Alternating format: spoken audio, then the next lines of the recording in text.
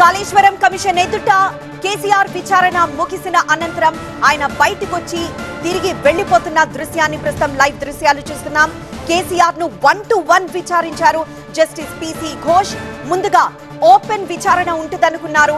అయితే కేసీఆర్ విజ్ఞాపనతో అంటే తనకి ఆరోగ్యం బాలేదని, సో 1-to-1 విచారణ అయితే తాను స్పష్టంగా సమాధానాలు చెప్పగలను, గొంతు కూడా గట్టిగా రావడం లేదు కాబట్టి డిస్టర్బెన్స్ లేకుండా ఉంటుంది కాబట్టి తనని ఓపెన్ విచారణ వద్దు అంటూ ఆయన పీసీ ఘోష్ తో చెప్పడంతో 1-to-1 విచారణ పీసీ ఘోష్ తో జరిగింది.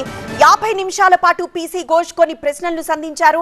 అనంతరం కేసీఆర్ తిరిగి వెళ్లిపోతున్న దృశ్యాన్ని చూస్తున్నాం. కేసీఆర్ ను 1-to-1 జస్టిస్ పిసి ఘోష్ విచారించారు.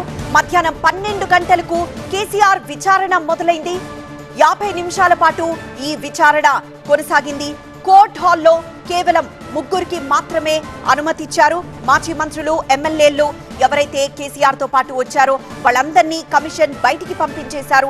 అనంతరం కోర్ట్ హాల్లో కేవలం 3 మాత్రమే అనుమతిచ్చారు. విచారణలో జస్టిస్ ఘోష్ అలానే కమిషన్ కార్యదర్శి మురళీధర్, కేసీఆర్ ఈ 3 మాత్రమే ఆ విచారణ సమయంలో అక్కడున్నారు. అయితే ఆరోగ్య కారణాల రీత్యా 1-to-1 విచారణ కోరారు కేసీఆర్ విజ్ఞప్తిని అంగీకరించిన కమిషన్ కేవలం జస్టిస్ ఘోష్ అలానే కమిషన్ కార్యదర్శి మురళీధర్ వీళ్ళిద్దరి సమక్షంలోనే కేసీఆర్ ని ప్రశ్నించారు. కొన్ని ప్రశ్నలు సంధించారు.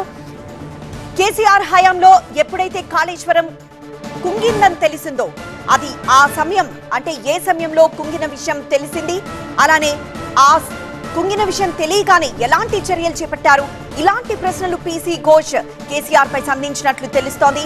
50 నిమిషాల పాటు కేసీఆర్ ను ప్రశ్నలు అడిగారు. ఇప్పటికే కొన్ని వందల మందిని కేసుకి సంబంధించి కొన్ని వందల మందిని కమిషన్ విచారించిన అనంతరం ఇక చివరిగా ఈ రోజు కేసీఆర్ విచారణతో ముగిసినట్లే అని తెలుస్తోంది. కాళేశ్వరంపై ప్రస్తుతం కేసీఆర్ విచారణ అయితే ముగిసింది. కేసీఆర్ ను 1-to-1 విచారించారు జస్టిస్ పిసి ఘోష్. మధ్యాహ్నం 12 గంటలకు కేసీఆర్ విచారణ ప్రారంభమైంది. సుమారు 50 నిమిషాల పాటు విచారణ కొనసాగింది. ప్రస్తుతం లైవ్ దృశ్యాలు మనం చూస్తున్నాం. పిసి ఘోష్ తో విచారణ అనంతరం కేసీఆర్ తిరుగు పయనమవుతూ అక్కడే ఉన్న అభిమానులకి, కార్యకర్తలకి అభివాదం చేస్తూ ముందుకు కదులుతున్న దృశ్యాల్ని చూస్తున్నాం. బీఆర్కే భవన్ కి ఉదయాన్నే చేరుకునేటప్పుడు కూడా అంతే మంది అభిమానులు, కార్యకర్తలు కేసీఆర్ వెంట